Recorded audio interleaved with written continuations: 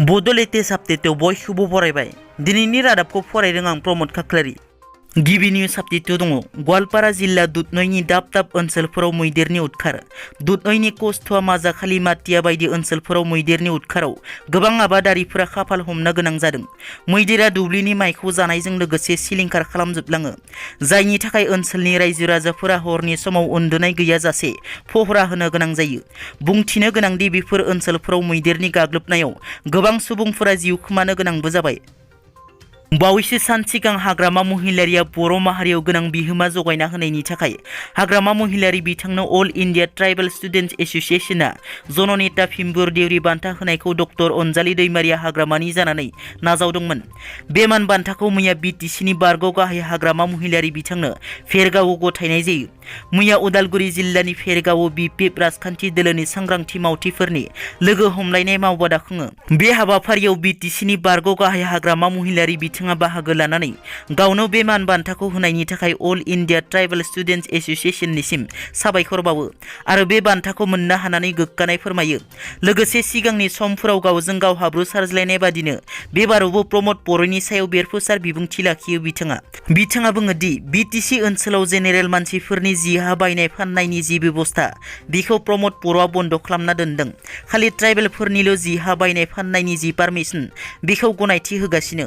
बियो बर' बर'नि गेजेराव गोरोन्थि बुजिलायनायनि प्रमद बर'नि मोनसे अंक। लोगोसे बिथाङा बुंबावोदि थांनाय बिटिसि बिसायख'थियाव उदालगुरि आरो बाक्सायाव बेलट बक्सखौ गुबुन राजखान्थि हान्जाया खावदों। प्रमद बर'आ बिटिसिखौ गावनि गोसो बायदि सालायगासिनो गोहो दं होनना। प्रमद बर'आ फैगौ बिसायख'थिया फैथों अब्ला बुजिगोन बियो बिटिसिखौ एबसुआ सालायगासिनो।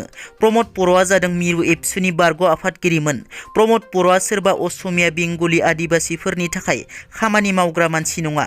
बियो बर' जाथिनि दैदेनगिरिमोन। बियो बर' जाथिनि थाखायल' खामानि मावगोन होनना। बाक्सा जिल्ला गरेस्वर हालामनि बेन्दोंआव थानाय बालाबारि गामिनि वाक्क इन्डिया किक बक्सिं चेम्पियनशिप गवायाव सनानि मेडेल मोननो हानाय रुंसारि दानसोरां नार्जारिनि गोथै देहाखौ न' फारसे लाबोनो थाखाय रांनि गोनांथि जानायलाय दानसोरां नार्जारिया फरायनाय गरेस्वर कलेजनि लोगो बिथांमोना रायजो राजाफोरनाव अनसुंथाइ नागिरदों।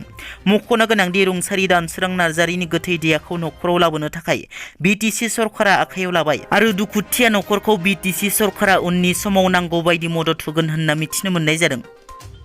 गोबां एक्स-NDFB रिहेबिलिटेसन थालांनांनाय खौरां फैनायनि उनाव हुवा खेवदों आगुनि NDFBनि आफादगिरि आरो आथिखालनि MCLA बी सावरायग्रा एबा अमर बसुमतारी बिथाङा बुङो दि जाय एक्स-NDFB बिथांमोननि नामा लिस्टआ 2774 फैयाखै बिथांमोननि लिस्टखौ सेकेन्ड डिस्ट्रिबिउसन प्रग्रामाव होनाय जागोन।